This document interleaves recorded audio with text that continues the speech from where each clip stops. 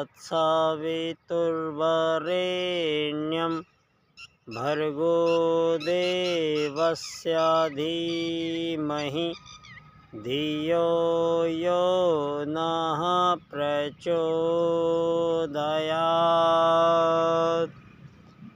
ॐ गुरुर्ब्रह्मा गुरुर्विष्णु गुरुरेव महेश्वर गुरुर्साक्षात् परब्रह्म तस्मै श्री गुरुवे नमः।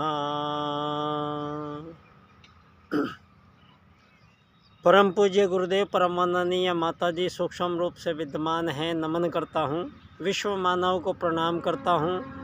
और आदि शक्ति माँ गायत्री प्राणों की देवी है और संपूर्ण प्राणियों के साथ साथ हमारे मानव जीवन का भी मूल आधार वो ना दिखाई देने वाली ऐसी सत्ता जो बिजली की रूपी प्रत्येक प्राणियों के शरीर में निवास करती है, तो ही प्रत्येक प्राणी जीवित कहलाता है।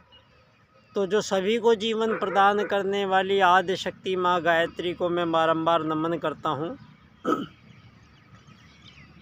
दोस्तों, समय आज अंग्रेजी तारीख के हिसाब से 2025 का ये साल चल रहा है और 2025 साल हुए हैं ये धरती पर मानवों के बीच आज़ादी, गुलामी, अमीर गरीब, मालिक नौकर के रूप में मानवों के बीच तमाम प्रकार के विभाजनों की शुरुआत यहाँ 2500 वर्ष पूर्व मानवों के द्वारा मानवों पर इम्प्लीमेंट की गई वो राजनीतिक प्रणाली के कारण ये सब हुआ है, जिस राजनीतिक प्रणाली को मानव जीवन के आयामों में उसको ज़बरदस्ती मानव जीवन पर इम्प्लीमेंट किया गया है। दोस्तों, यूँ देखा जाए तो यहाँ कोई भी चीज़ बिना किसी मतलब के नहीं है और बिना कोई भी छोटे से छोटा जीव और बड़े से बड़ा जीव, यहाँ उन सब का संपर्क सूत्र उसी परमात्मा सत्ता परम चेतना से है।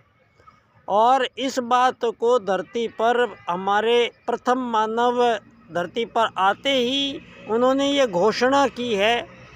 और ये घोषणा उन्होंने नहीं की है, ये घोषणा वेदों ने की है। और वेद ईश्वर के वाणी है और वो वाणी सूत्र रूप में संपूर्ण ब्रह्मांड में आज तक समव्याप्त है।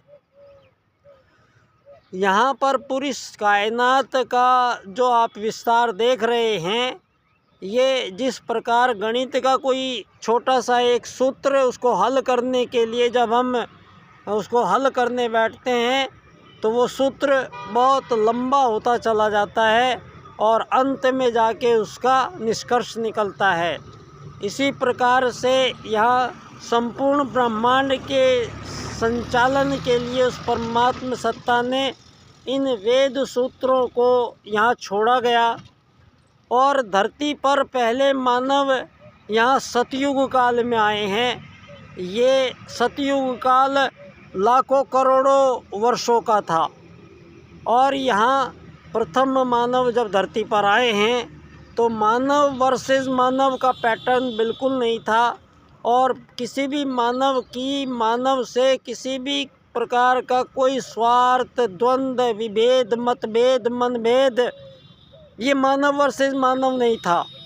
यहाँ धरती पर परमात्मा सत्ता ने आत्मत सर्वभूतेषु और वसुधैव कुटुम्बकम, इन्हीं दो वैदिक सूत्रों को प्रत्येक छोटे से छोटे जीव और बड़े से बड़े जीव के अंतःकरण में विराजमान किया गया है। इसी प्रकार से एक प्रजाति के जीवों के मध्य किसी भी प्रकार का कोई आज़ादी, गुलामी नहीं हो सकती। एक ही प्रजाति के जीवों में किसी को अमीर, गरीब, मालिक, नौकर बना नहीं सकते हैं। एक ही प्रजाति के जीवों में हम कोई हिंदू, मुस्लिम, सिख, ईसाई, जैन, पारसी, बौद्ध, यहूदी उनकी पहचान तो बता सकते हैं, लेकिन उनकी नामांतरण उनका इन आधार पर नहीं किया जा सकता है। और ये बढ़ते बढ़ते मानवों के बीच ये पूंजीवादी लोकतंत्र के आने के बाद में सारे संसार के मानवों को आपस में युद्ध लड़वाया जा रहा है, और दो थोक युद्ध लड़ते हैं, जिनमें से एक जीत जाता है उसको धरती पर एक कृत्रिम सीमा रेखा का निर्माण करके और आज़ाद देश के रूप में उन मानवों को भर दिया जाता है। इस क्रम से और इस प्रकार से इस धरती पर 300 से भी ज़्यादा कृत्रिम सीमा रेखाओं को खींचकर धरती पर अवैध अतिक्रमण कर रखे हैं, और सारे मानव आज़ादी के नाम से एक दूसरे से यहाँ युद्ध लड़े जा रहे हैं, और 2 विश्व युद्ध पहले लड़े जा चुके हैं, तीसरा विश्व युद्ध भी लड़ा जा चुका है कोरोना के रूप में, और ये अंतिम परमाणु विश्व युद्ध के मुहावने पर बैठी हुई सारी मानव जाति एकदम तैयारी पे बैठी हुई है। तो ऐसे में ये भारत भूमि है, आर्यों की भूमि है। धरती पर प्रथम बार जो मानव आया है उसका नाम मनु है।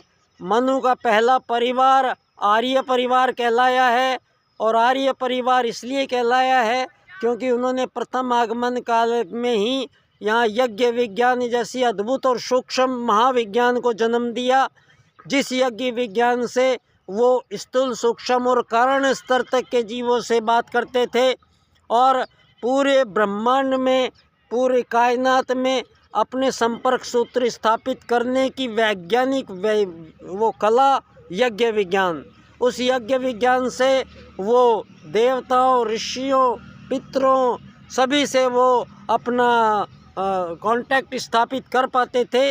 इतनी श्रेष्ठ स्तर के मानव हमारे दादा परदादा हमारे आए हैं धरती पर। आज जो मानव जाति का ये हाल हुआ है, मानव जाति को 2 वैदिक सूत्रों से यहाँ सतयुग के बाद में आर्यों में से ही कुछ लोगों ने आर्य पद्धति को फॉलो करना बंद कर दिया, और राजसिक और तामसिक आहार ग्रहण करने के कारण उनकी मानसिक स्थिति का परिवर्तन हुआ, और वो लोग भौतिक जीवन प्रणाली, अच्छा खाना, अच्छा पहनना, अच्छा ओढ़ना, ये अच्छा बना लेना, इन्हीं सब चीज़ों के पीछे उनका दिमाग चलने लग गया, और फलतः उन लोगों ने आर्यों को परेशान करना शुरू किया।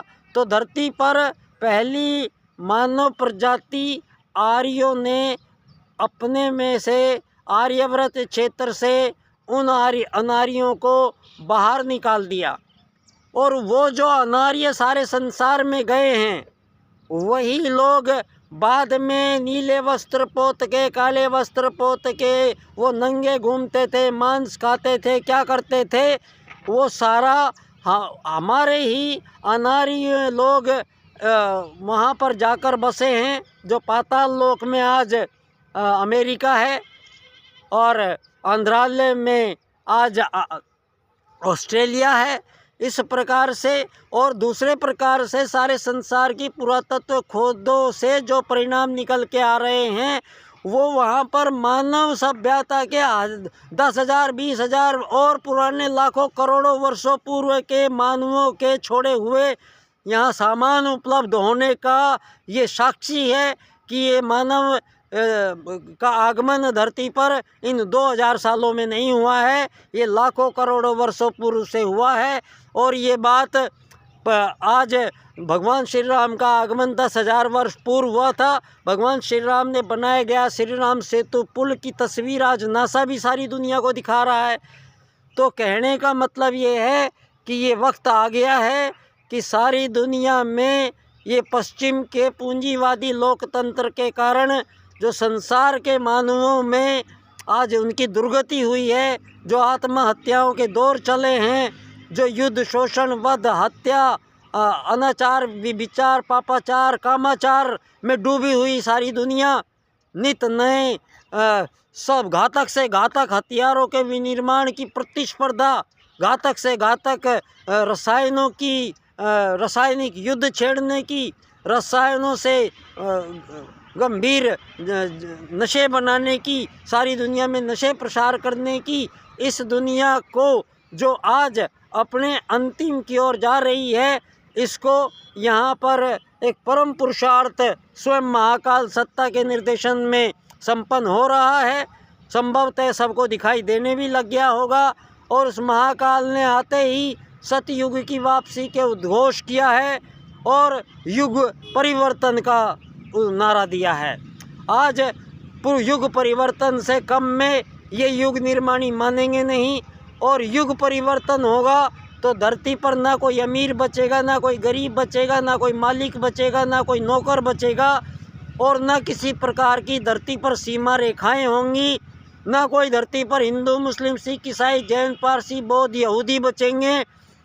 यहाँ आत्मवत् सर्वभूतेषु के सूत्र को पुनः इम्प्लीमेंट किया गया है और ये कार्य इस बार बड़े स्तर पे परम पूज्य गुरुदेव के प्रथम शिष्य ये आत्मवत् सर्वभूतेषु के सूत्र को धर्म क्षेत्र से निकालकर राजनीतिक क्षेत्र में प्रतिस्थापित करने का दायित्व परम पूज्य गुरुदेव ने विश्व महापंडित राजनीति के पंडित दीनदयाल उपाध्याय जी को दिया गया था।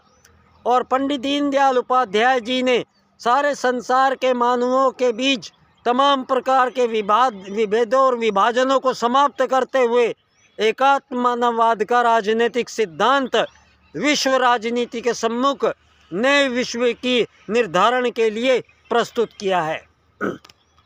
धरती पर एक और महान काम पहली बार धरती पर हुआ है, जो धन आधारित जीवन पद्धति को हमेशा के लिए विलोपन करता है और मानव जीवन को इस रुपया, कौड़ी, सोना, चांदी, डॉलर से आज़ाद करते हुए मानव जीवन को स्वतंत्र करता है। और ये राजनीतिक सूत्र है अर्थायाम।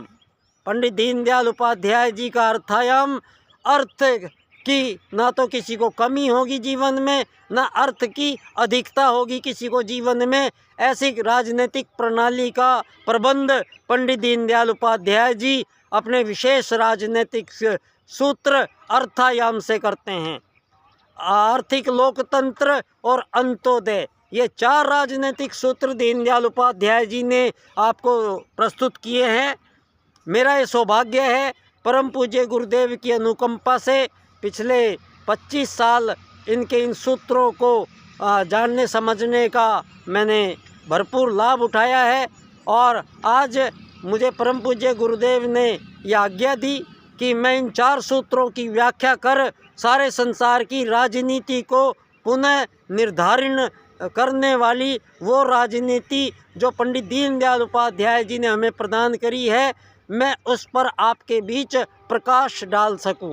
तो शीघ्र ही मेरा व्याख्यान पंडित दीनदयाल उपाध्याय जी की जन्मस्थली धानक्या स्टेशन, जयपुर, राजस्थान पर हम लोग आर्थिक लोकतंत्र द्वारा अर्थायाम आधारित एकात्म मानववाद की राजनीति की विश्व में स्थापना करना और उसके पश्चात ही विश्व मानव को अंत्योदय की प्राप्ति होगी, इस विषय पर हम आपसे शीघ्र मिलते रहेंगे।